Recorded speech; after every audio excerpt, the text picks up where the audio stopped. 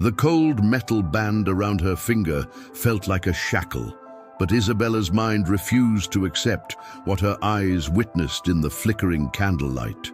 She had fallen asleep on a mountain bus, exhausted from 3 consecutive nights of stitching wedding dresses for women who would never acknowledge her existence beyond the coins they dropped into her calloused palm. The scent of spices and cedar wood had enveloped her as she unconsciously leaned against a stranger's shoulder, seeking momentary comfort in the rhythm of winding roads and gentle breathing beside her. Now she stood in a stone hall illuminated by towering candles, velvet curtains framing stained glass windows that poured glacial blue light across ancient floors, while a butler announced in measured tones that the ceremony had been concluded under the old law. "United before the clan," echoed the whispered voices that had awakened her, and the echo of bells still rang in her ears like a haunting melody she could not escape. The butler, a man whose silver hair gleamed like polished steel and whose eyes held secrets older than the castle stones, stepped forward with ceremonial precision. "By the ancient law of hospitality," he declared, his voice carrying the weight of tradition, "when one sleeps under the protection of a clan host during the stroke of midnight bells, the pact is recognized and sealed." His gaze shifted to Isabella's trembling hand, where the ring caught the candlelight like trapped starfire. "The bond has been witnessed, blessed, and recorded in the clan registry." Isabella's breath caught in her throat as she turned toward the figure who had orchestrated this impossible moment. Damien, the lord of this domain, stood with contained magnificence that made her pulse quicken despite her confusion. His pale skin seemed to glow in the candlelight, and his eyes held a depth that could wound and heal simultaneously. He wore authority like a second skin, yet something in his expression suggested this outcome had surprised him as much as it had her. "The harvest festival bells," Isabella whispered, memory fragments piecing themselves together. "I heard them before I dozed off. Someone was playing a melody." Her voice trailed as she noticed the bone cherry wood flute tucked discreetly into the butler's vest pocket. The assembled witnesses began to disperse with respectful nods and hungry glances that sought scandal in every gesture. Isabella caught fragments of whispered conversations, words like convenient and strategic floating through the air like accusations. The mark on her wrist began to glow with silver threads, pulsing gently as if testing her courage to face what lay ahead. "This cannot be real," Isabella said, her voice stronger now despite the tremor in her hands. "I was traveling home from work. I fell asleep because I've been sewing until dawn for 3 weeks straight. This is some elaborate dream brought on by exhaustion and desperation." Damien stepped closer, his presence both comforting and overwhelming. "The ruby elixir in your veins proves otherwise," he said quietly, gesturing to a goblet on the nearby table. "You drank it while you slept, as custom requires. It flows through you now, connecting you to this house and its protections." Isabella felt the truth of his words in the strange vitality coursing through her tired body. The perpetual ache in her shoulders from hunching over endless seams had vanished, replaced by an alertness that made every sensation sharper. "What have you done to me?" "Protected you," came a voice from the shadows. An elegant woman emerged, her dark hair woven with silver threads and her dress the deep purple of twilight. "And through you, protected all of us." The woman introduced herself as Morgana, the housekeeper who had served this castle for decades after losing her husband to the exhaustion of failed harvests. Her motivation rang clear in every word. She would not watch another woman submit to circumstances beyond her control without fighting for better alternatives.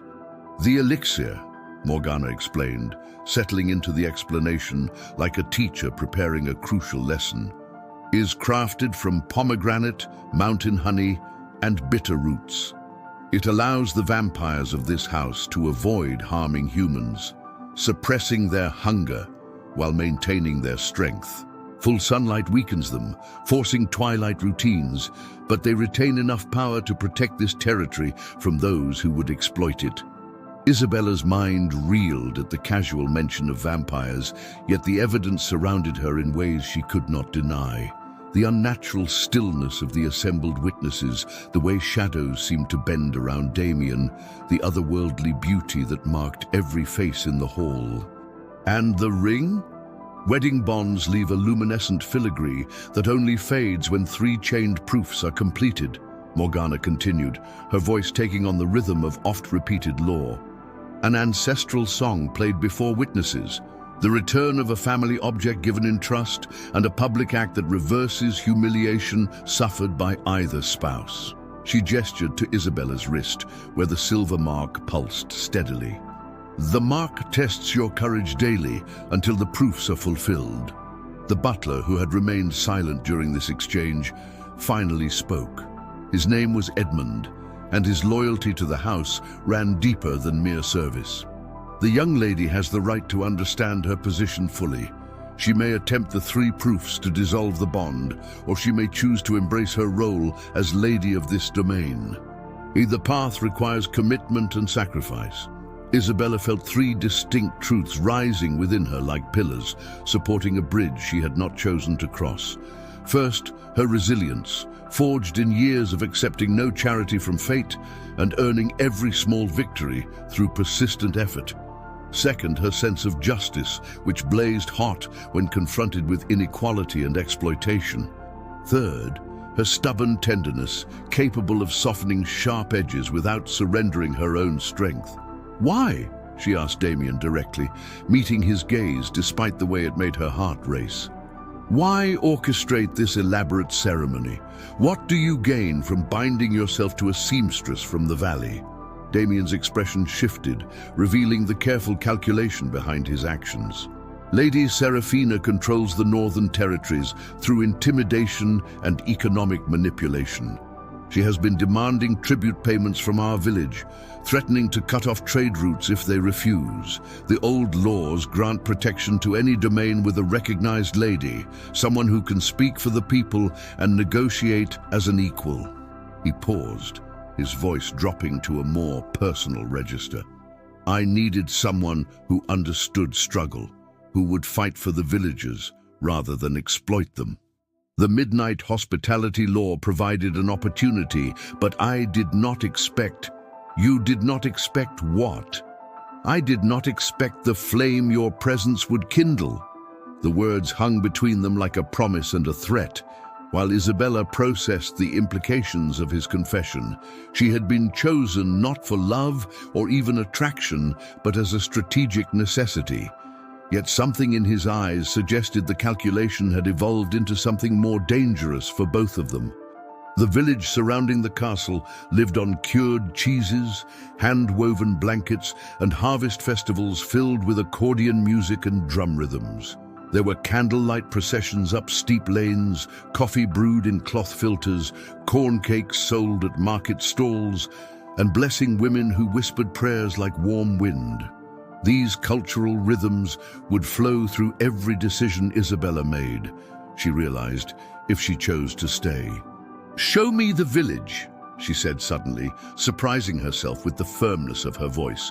"If I'm to be lady of this domain, I need to understand what that means beyond ceremony and ancient laws." Damien nodded, a hint of approval flickering across his features. "The procession path leads down to the market square, but first, you should know that prestige here comes not from gold, but from service. Those who earn respect are the ones who fund harvest celebrations, donate wool to the birthing ward, and organize community efforts when storms wash out the roads." As they prepared to leave the hall, Isabella felt the weight of transformation settling around her shoulders like a heavy cloak. The exhausted seamstress who had boarded a mountain bus seemed like a stranger from another lifetime. In her place stood a woman bound by silver light and ancient laws to a vampire lord, in a castle overlooking a village that would judge her every action. But as they walked through corridors lined with portraits of previous ladies, Isabella noticed something that made her pause.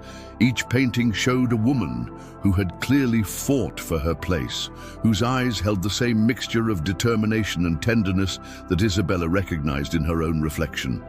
These were not decorative figures, but leaders who had earned their positions through service and sacrifice. The mark on her wrist pulsed more steadily as they approached the main doors, as if responding to her growing resolve. Whatever trap she had stumbled into, whatever game of politics and protection had ensnared her, she would not face it as a victim. She had spent too many years proving her worth through needle and thread to surrender her agency now. "One more question," Isabella said as Damien reached for the heavy iron handle. "This Lady Seraphina who threatens the village, what exactly does she want, and what will she do when she learns about this sudden marriage?" Damien's hand stilled on the door, and Isabella caught a flicker of something that might have been fear crossing his pale features. She wants control of the mountain passes, which would give her dominion over 3 provinces. And when she learns of our bond, he turned to meet her gaze, his expression grave. She will test it in ways neither of us can yet imagine. The doors swung open to reveal a village dotted with warm lamplight, where the scent of fresh bread and wood smoke mingled with the crisp mountain air. Isabella stepped across the threshold, feeling the weight of her new reality settle around her like morning mist. Behind her, the castle's bells began to chime the hour, their melody echoing the tune that had first lulled her into this strange new world. As they descended the winding path toward the village square, Isabella's mind was already working, cataloging the challenges ahead and the resources available to meet them. She would need allies among the villagers, knowledge of the domain's economics, and a clear understanding of the supernatural laws that now governed her life. Most importantly, she would need to discover whether the flame Damien claimed to see in her was strong enough to forge a partnership that could protect them all. The silver mark on her wrist pulsed once more, and Isabella found herself wondering if it was responding to her determination or warning her of dangers yet to come. Either way, she thought with grim satisfaction, she would face whatever lay ahead with her eyes open and her will unbroken. The village awaited, and with it, the first test of whether a seamstress from the valley could truly become a lady, worthy of the title. But as Isabella looked back at the castle's illuminated windows and forward to the warm lights of the village below, she realized something that surprised her. For the first time in years, she felt truly awake. The game had begun, and she intended to play it on her own terms. The village market square buzzed with evening activity as Isabella descended the cobblestone path beside Damien, her silver mark pulsing in rhythm with her quickening heartbeat. Vendors called out their wares in melodic voices that carried across the square like a symphony of daily life. The scent of fresh cheese wheels, warm bread, and spiced cider filled the air, while children wove between stalls, chasing fireflies that danced above baskets of late autumn vegetables. "Lady Isabella," whispered voices began to follow her passage, some curious, others skeptical, all intensely interested in the woman who had seemingly appeared from nowhere to claim the highest position in their small world. An elderly cheese vendor named Helena stepped forward, her weathered hands clasped respectfully, but her eyes sharp with assessment. "My lady, we heard the bells at midnight." "The whole village heard them." She paused, studying Isabella's simple dress and work-worn hands. "Begging your pardon, but you don't look like nobility." Isabella felt the weight of dozens of gazes upon her and made a decision that would define her relationship with these people. "That's because I'm not," she said clearly, her voice carrying across the square. "Until last night, I was a seamstress in the valley, working 16-hour days to keep my family fed. I don't know your customs yet, or your needs, but I'm here to learn." The honesty created a ripple of surprised murmurs, while Damien watched her with an expression she couldn't quite interpret. Helena's stern features softened slightly. Well then, you'll be wanting to understand how things work here. This market feeds our families, but it also feeds his lordship's household. She gestured toward Damien. Fair trade, mind you. We provide what we can, and the castle protects us from bandits and worse. Worse? Isabella asked, though she suspected she already knew the answer. Lady Seraphina's tax collectors, spat a younger man carrying a basket of root vegetables. They come through every few months, demanding tribute for safe passage on the mountain roads. Last time, they took half of Marcus's apple harvest and all of Old Tom's preserved meats. Isabella's sense of justice flared hot in her chest. And what gives them the right? Power, Damien said quietly. She controls the trade routes that connect our village to the larger markets. Without her permission, our goods rot before they can be sold. As they continued through the market, Isabella began to understand the delicate economics that governed this community. The villagers produced beautiful handcrafted goods, intricate lacework, sturdy woolen garments, wheels of aged cheese that could rival any she'd tasted in the valley cities. But their access to broader markets depended on the whims of a vampire aristocrat who viewed their prosperity as a threat to her own dominance. There's young Adrian, Helena said, nodding toward a tall young man arranging bottles and dried herbs at a modest stall. He's been apprenticing with old Magnus, the apothecary, learning the trade. Brilliant mind for mixing compounds, that one. Isabella studied Adrian as they approached his stall. He had the focused intensity of someone who understood that knowledge was power, and his careful arrangement of ingredients spoke to both pride and desperation. When he looked up and saw Damien, his face brightened with barely concealed ambition. "My lord," Adrian said, bowing respectfully. "I heard about the wedding. May I congratulate you and the new lady on your union?" "You may," Damien replied with formal courtesy. "Adrian, I believe you've been developing improvements to our traditional remedies?" The young man's eyes lit up. "Indeed, my lord. I've been experimenting with different combinations of mountain herbs, trying to create more effective preparations. With the right backing, I could establish a proper school of trades here in the village, teaching others the craft of healing and herbalism." Isabella caught the underlying message immediately. Adrian wanted official recognition from the castle, a seal of approval that would legitimize his ambitions and secure his future. She also noticed the careful way he avoided looking directly at her, as if uncertain of her authority or simply dismissive of her humble origins. "What do you know about the ruby elixir?" Isabella asked suddenly, causing both men to turn toward her with surprise. Adrian's expression shifted to one of intense interest. "The vampire's sustenance. I know it requires pomegranate essence, mountain honey, and bitter root extracts, but the precise ratios and preparation methods are closely guarded secrets of the castle. And if someone wanted to learn those methods, I would be honored to share my knowledge, my lady, but..." Adrian glanced at Damien uncertainly. "Such information has always been restricted to the castle's inner circle." Isabella felt the first stirrings of a plan forming in her mind. What if we changed that tradition? What if the village had its own source of knowledge about these preparations? Damien's eyes narrowed slightly, but he didn't interrupt her line of questioning. Isabella sensed this was a test of sorts, her first opportunity to prove she could think strategically about the domain's welfare. "The honey," Isabella continued. "Where does it come from?" "Beekeepers in the high meadows," Adrian replied.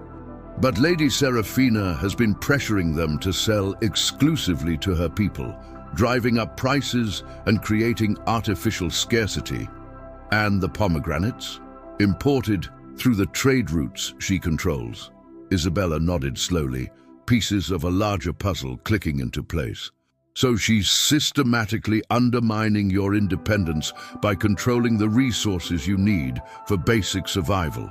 "Essentially, yes," Damien confirmed, "which is why the marriage bond was necessary. A recognized lady can negotiate trade agreements and challenge territorial claims under the old laws." As they left Adrian's stall, Isabella noticed the young man watching her with a new expression of respect mixed with calculation. She filed that observation away for future consideration, sensing that Adrian could become either a valuable ally or a dangerous rival, depending on how she handled his ambitions. The evening procession was beginning as they made their way up the winding path toward the castle. Villagers carried candles in glass lanterns, their warm light creating a river of illumination that flowed between ancient stone houses and up toward the castle gates. Isabella joined the procession naturally, accepting a lantern from a young girl who smiled shyly before darting back to her mother's side. "This happens every night?" Isabella asked as they climbed the steep cobblestones. "Every night during harvest season," Morgana's voice came from behind them. The housekeeper had joined the procession, her own lantern casting dancing shadows across her lined face. "It's a tradition that dates back centuries, a way of ensuring safe passage between the village and the castle after dark." "Safe passage from what?" "From those who hunt in darkness," Damien said simply. "Not all vampires choose to live peacefully among humans. The light creates a protected corridor, and the procession ensures no one travels alone." Isabella felt a chill that had nothing to do with the mountain air. "Lady Seraphina's people?" "Among others." The procession reached the castle courtyard, where Edmund waited with formal patience, beside a table laden with refreshments. Isabella noticed that the other villagers departed quickly after receiving small portions of bread and cheese, leaving only the castle's inner circle in the flickering candlelight. "Your first day has been eventful," Edmund observed, as he served wine from a crystal decanter. "How do you find your new circumstances, my lady?" Isabella studied the butler's face, searching for clues about his true thoughts. His loyalty to Damien seemed absolute, but she sensed undercurrents of assessment in his formal courtesy. "Challenging," she admitted, "but not insurmountable." "Indeed?" Edmund's eyebrows rose slightly. "And what challenges do you perceive as most pressing?" "Economic vulnerability," Isabella replied without hesitation. "This domain's prosperity depends entirely on the goodwill of someone who clearly doesn't wish you well. That needs to change. And how would you propose to change it?" Isabella glanced at Damien, who was watching this exchange with keen interest. "By developing alternatives, local sources for essential materials, new trade relationships, ways to add value to your products before they reach external markets." Edmund's expression remained neutral, but Isabella caught a flicker of something that might have been approval. "Ambitious goals, my lady. And perhaps naive. Naive how?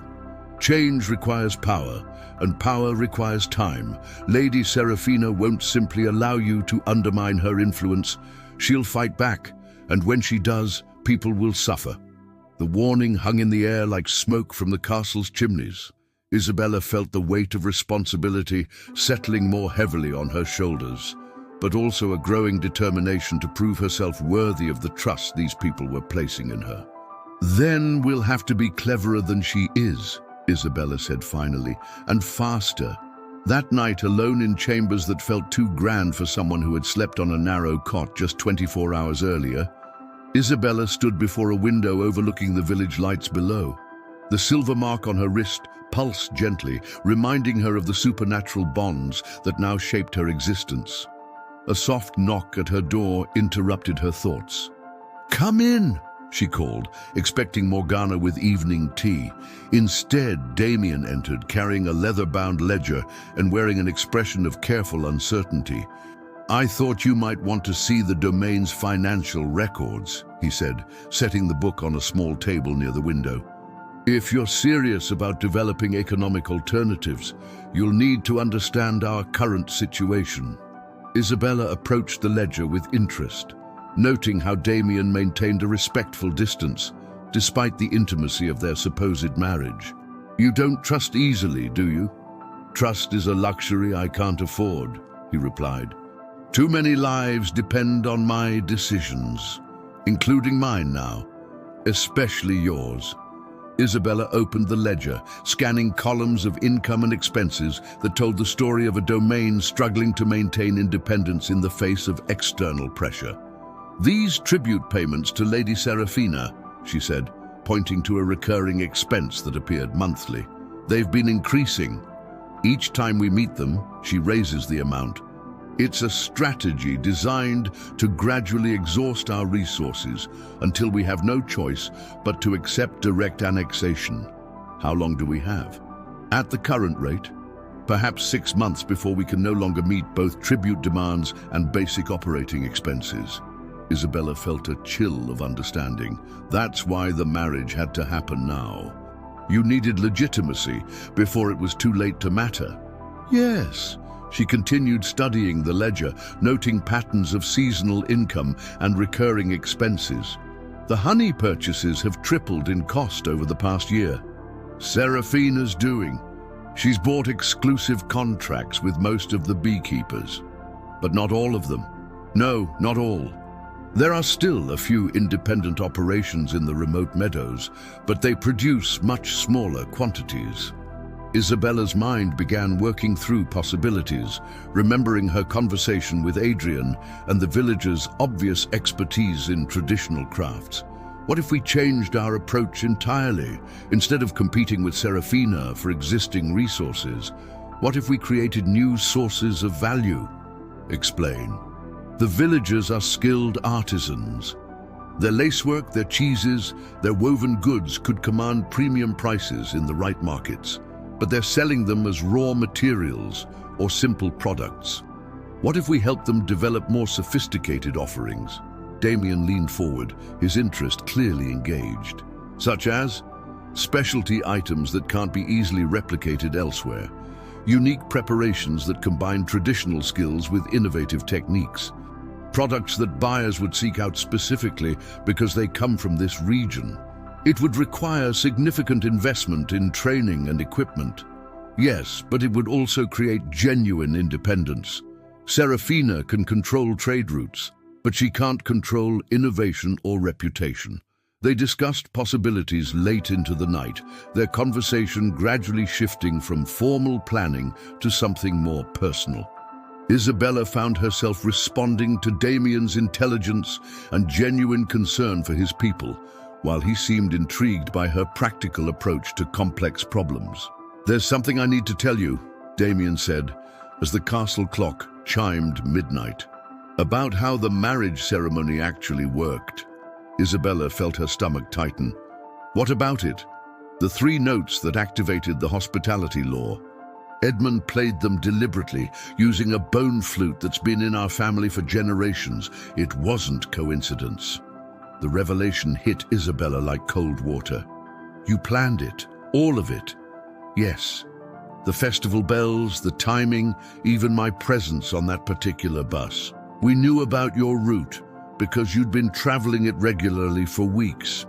Edmund observed your schedule, your dedication to your work, your character. When we learned that Serafina was planning to force annexation within days, we knew we had to act. Isabella stood slowly, anger and hurt warring in her chest. So I was selected, chosen like a prize cow at market. You were chosen because you demonstrated qualities we needed: resilience, justice, compassion. But Isabella, Damien rose as well, his pale eyes intense with something that looked like regret. What began as strategy has become something else entirely. Has it? The way you spoke to the villagers today, the questions you asked, the plans you're already forming. You're not here because we manipulated you into this position. You're here because you belong here. Isabella wanted to maintain her anger, to hold on to the righteousness of betrayal, but she found herself studying Damien's face and seeing something there that complicated her emotions. Whatever his initial motivations, whatever calculated strategies had brought them together, the man standing before her now seemed as uncertain and vulnerable as she felt. "The 3 proofs," she said finally, "to dissolve the marriage bond. Tell me about them." An ancestral song played before witnesses, the return of a family object given in trust. and a public act that reverses humiliation suffered by either spouse. Damien's voice carried resignation. If you choose to pursue them, I won't stand in your way. Isabella moved to the window, looking out at the village lights that seemed to pulse like earthbound stars. Below, people were settling into homes where they felt safe because of decisions made in this castle. Children were sleeping peacefully because vampires with ruby elixir in their veins protected the mountain passes. The weight of responsibility felt enormous, but for the first time in her life, it also felt worthy of the burden. "No," she said quietly. "I won't pursue them. Not yet. Isabella, but I want changes. Real partnership, not decorative marriage. If I'm going to be lady of this domain, then I'm going to act like it." Damien nodded slowly. "What do you need?" "Access to everything. Financial records, supplier contracts, staff schedules, security arrangements. And I want to start meeting with the villagers individually, learning their skills and their needs." "Granted. And I want that family object you mentioned. If trust is going to be part of this partnership, it needs to be demonstrated, not just declared." For a moment, Damien hesitated, and Isabella saw something flicker across his features that might have been fear. Then he moved to an ornate chest near the window and withdrew a silver brooch shaped like a pomegranate, its surface darkened with age but still beautiful in the candlelight. "This has been passed down through generations of castle ladies," he said, placing it in her palm. "It's said to enhance the connection between the wearer and the land itself." Isabella felt a strange warmth emanate from the silver as it touched her skin. The mark on her wrist pulsed more brightly for a moment, as if responding to the presence of the ancient artifact. "Now," she said, pinning the brooch to her simple dress, "let's talk about what we're going to do when Lady Seraphina arrives for her next tribute collection." The smile that crossed Damien's face was the first genuinely warm expression she had seen from him, and Isabella felt an answering flutter in her chest that had nothing to do with supernatural bonds or strategic marriages. The game was indeed beginning, but Isabella was starting to realize she might enjoy playing it more than she had expected, especially with a partner who could match her determination with his own dangerous intelligence. Outside, the mountain wind carried the scent of approaching storms, and somewhere in the distance, a night bird called out a warning that seemed to echo through the ancient stones of the castle walls. 3 months into her new life, Isabella stood in the castle's herb garden, watching Adrian extract pomegranate essence with scientific precision, when the morning mist brought an unwelcome scent of night-blooming jasmine and something darker underneath. Morgana appeared at her elbow with the silent efficiency that had become familiar, her face grave with news that made Isabella's stomach clench. "She's coming," Morgana said simply. "Lady Seraphina."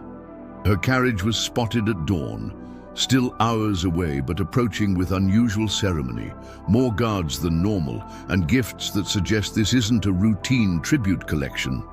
Isabella felt the silver mark on her wrist pulse more rapidly, as if responding to the threat approaching their mountain domain. Over the past months, she had worked tirelessly to build relationships with the villagers, learning their trades and identifying opportunities for innovation. The small successes felt fragile now, like soap bubbles about to burst against harsh reality. "How much time do we have?" Isabella asked, already calculating what preparations could be completed before Seraphina's arrival. "She'll reach the village by evening, the castle by nightfall. Enough time to make ready, but not enough to hide what you've been building here." And Isabella had been building something remarkable. Working with Adrian, she had helped establish a cooperative system where villagers shared knowledge about traditional remedies and preservation techniques. The cheesemakers had developed new aging methods that produced flavors unlike anything available in the lowland markets. The weavers had created patterns that incorporated protective symbols from the old traditions, items that sold for premium prices to buyers who valued both beauty and supposed supernatural benefits. Most significantly, they had begun producing a modified version of the ruby elixir, using local ingredients and traditional techniques. Not as potent as the castle's carefully guarded formula, but effective enough to offer some protection to villagers who traveled dangerous roads after dark. Adrian had proven himself invaluable in this work, his ambition channeled into genuine service for the community. "Where's Damien?" Isabella asked, noting that her husband had been absent since before dawn. "Surveying the outer boundaries with Edmund. They'll return before Serafina arrives, but they wanted to ensure no additional threats were approaching with her party." Isabella nodded, her mind already working through the evening's likely scenarios. She had spent weeks studying the old laws and protocols that governed supernatural politics in these mountains, preparing for this inevitable confrontation. Serafina would expect to find a decorative bride, someone who could be dismissed or intimidated into compliance. Instead, she would find a woman who had earned the genuine respect of the villagers and learned to wield the ancient authorities of her position. "Send word to the village leaders," Isabella instructed. "I want them here for the evening meal, not as supplicants, but as honored guests, and tell Adrian to prepare a demonstration of his new preservation techniques. If Serafina wants to see what changes have been made here, we'll show her exactly how much stronger we've become." The afternoon passed in careful preparation. Isabella dressed in a gown of deep blue wool, woven by the village's most skilled artisan, the silver pomegranate brooch catching the light at her throat like a declaration of authority. The great hall was arranged not for supplication, but for negotiation between equals. Village leaders took their places at the high table, while displays of local crafts and innovations lined the walls like evidence in a trial. When Serafina's carriage finally arrived, its black lacquer gleaming in the torchlight and pulled by horses that moved with unnatural silence, Isabella stood beside Damien at the castle's main entrance. She felt his tension through the supernatural bond that connected them, but also his pride in what she had accomplished during their brief partnership. Lady Serafina emerged from her carriage like darkness given elegant form. Her beauty was undeniable but cold, perfected features that had never known doubt or struggle. She wore midnight silk adorned with diamonds that caught the firelight like captured stars, and her smile held the promise of winter storms. "Lord Damien," Serafina said, her voice carrying the musical quality of distant thunder. "How delightful to find you looking so domestic." Her gaze shifted to Isabella with barely concealed disdain. "And this must be the bride I've heard such interesting rumors about. A seamstress from the valley, wasn't it? How wonderfully progressive of you."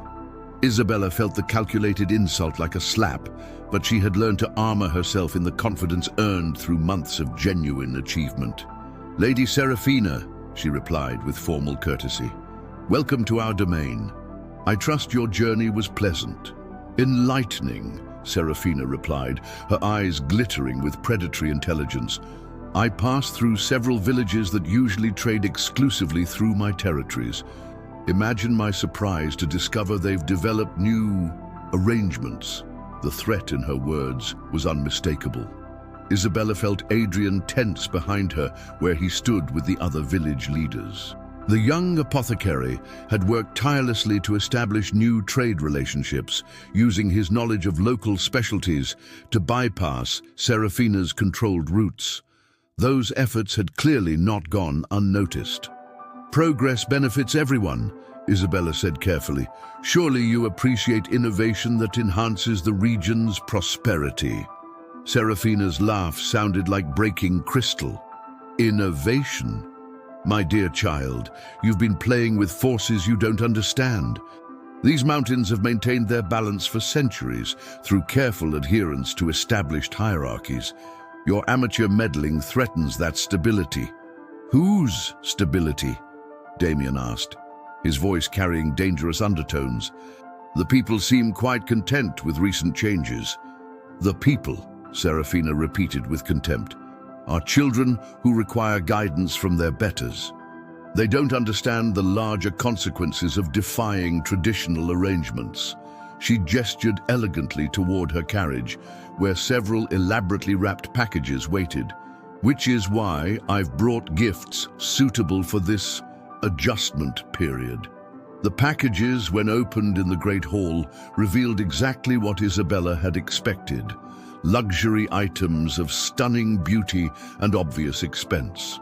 Silk gowns that would transform her into a decorative ornament, jewelry that would mark her as Serafina's tributary, and books of poetry that suggested she should occupy herself with intellectual pursuits rather than practical governance.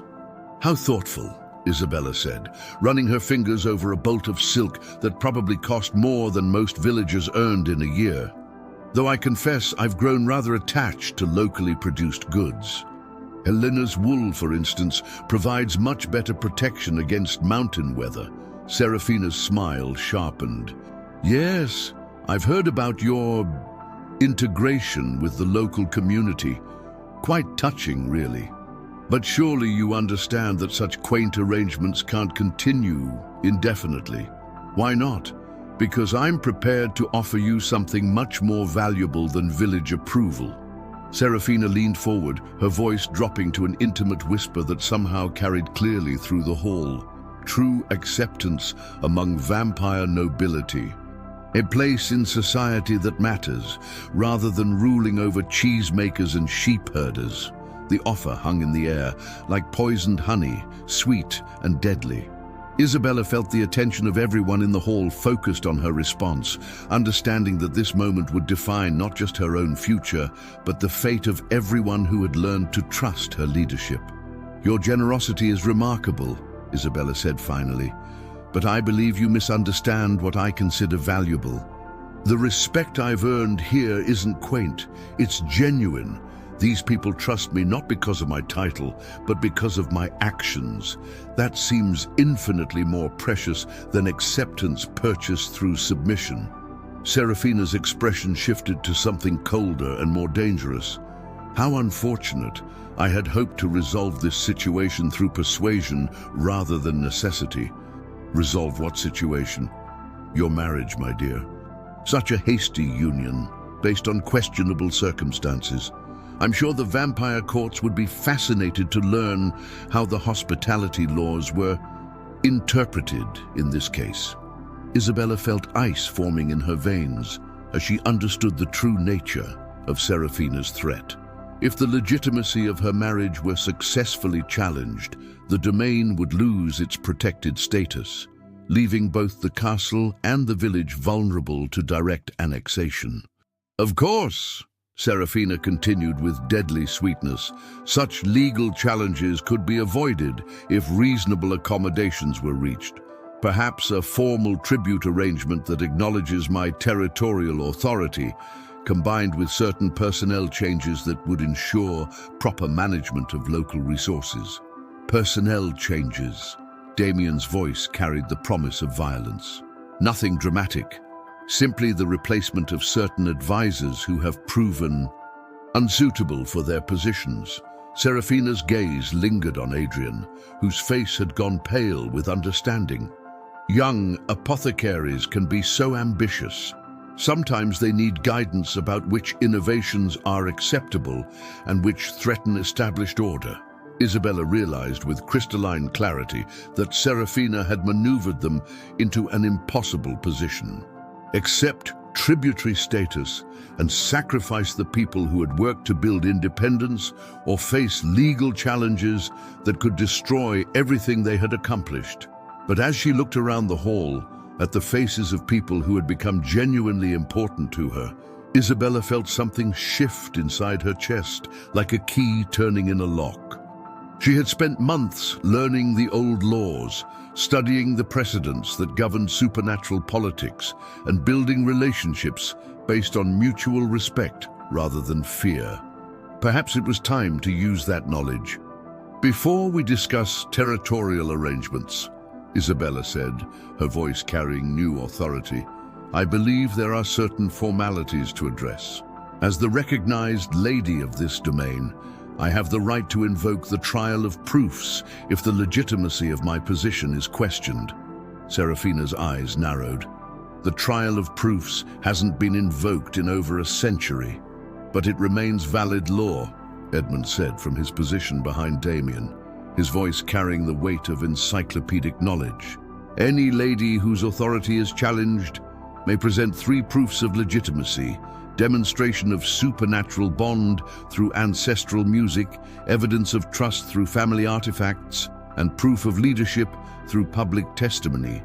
Isabella felt the silver mark on her wrist pulse with new intensity, as if responding to the invocation of ancient authorities. I call for the trial of proofs to be witnessed by this assembly, as is my right under the laws that govern our territories. The silence that followed felt charged with supernatural energy. Serafina's beautiful features had hardened into something resembling carved ice, while Damien stared at Isabella with an expression of amazed pride. "You would stake everything on a trial?" Serafina asked. "I would stake everything on the truth," Isabella replied. "And on the bonds I've built with the people of this domain." Adrian stepped forward from his place among the village leaders, his young face set with determination. "If Lady Isabella requires testimony about her leadership, she has mine. The innovations she's supported have increased our prosperity and our independence. She's earned her authority through service, not inheritance." Helena, the elderly cheesemaker, joined him. "I and mine as well. She's worked beside us, learned our ways, and made our voices heard in the castle's decisions. That's leadership worth defending." One by one, the village leaders stepped forward to offer their support, until Isabella stood surrounded by people who had chosen to trust her, not because of supernatural bonds or ancient laws, but because of who she had proven herself to be. "Very well," Serafina said, her voice carrying the promise of winter storms. "Let us see if your bonds are strong enough to survive proper testing, the trial of proofs witnessed by this assembly under the old laws that bind us all." Adrian moved to retrieve an ancient flute from the castle's collection, its bone surface carved with symbols that seemed to shimmer in the candlelight. "The ancestral song," he said, offering the instrument to Isabella. "Do you know the melody?" Isabella took the flute, feeling its strange warmth in her hands. "I've heard it," she said, remembering the night that had changed everything, in my dreams and in the bells that brought me here. The melody that emerged from the bone flute was haunting and beautiful, weaving through the hall like silver thread, connecting past and present. As the last notes faded, the mark on Isabella's wrist blazed with silver fire that was visible even to those without supernatural sight. "The bond is proven," Edmund announced formally. Isabella unpinned the pomegranate brooch from her throat, holding it up so the candlelight caught its darkened silver surface. "The family artifact, given in trust and worn with honor. Evidence of confidence, freely given and faithfully maintained." "Trust is proven," Edmund continued. Finally, Isabella turned to face the assembled villagers, her heart pounding with the weight of everything that had led to this moment. "And for proof of leadership, I offer not my own words, but the testimony of those who have chosen to follow, not because they must, but because they believe in what we've built together." The declarations of support that followed were not rehearsed or formal, but genuine expressions of loyalty earned through months of shared work and mutual respect. Helena spoke of Isabella's willingness to learn traditional techniques rather than impose foreign methods. Adrian described her support for innovation that served the community rather than enriching outsiders. Other voices joined the chorus, creating a tapestry of testimony that painted Isabella not as an outsider who had stumbled into authority, but as a leader who had earned her place through demonstrated commitment to the people she served. "Leadership is proven," Edmund announced, his voice carrying deep satisfaction. Serafina stood frozen for a long moment, her beautiful face a mask of barely controlled fury. "The trial is concluded," she said finally. "Your position is secure for now." And the territorial claims, Isabella asked, will require reconsideration. Serafina's smile was sharp as broken glass, but this is not over. Power has a way of finding its proper level, regardless of legal formalities. As Serafina's carriage disappeared into the mountain darkness, Isabella found herself standing in the castle courtyard with Damien, the weight of victory tempered by the certainty that greater challenges lay ahead. "You realize what you've done," Damien said quietly. "You've declared war on one of the most powerful vampires in the region."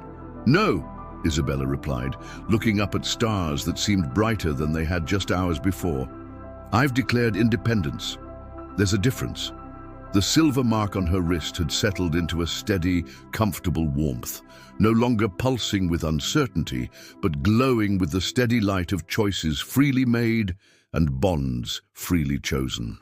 Isabella touched the pomegranate brooch at her throat and smiled, thinking of all the work that lay ahead. The game had indeed begun, but Isabella was no longer playing by rules imposed by others. She had learned to write her own, with ink made of starlight and determination, sealed with the trust of people who had become family in ways that transcended blood or supernatural bonds. In the distance, the village lights twinkled like earthbound stars, and Isabella felt the deep satisfaction of knowing that each one represented a life made safer and more prosperous by the choices she had made. Whatever storms lay ahead, she would face them with allies who had chosen to stand beside her, not because they had to, but because they believed in the world they were building together. The mountain wind carried the scent of new possibilities, and Isabella breathed it in like a promise of all the tomorrows yet to be written.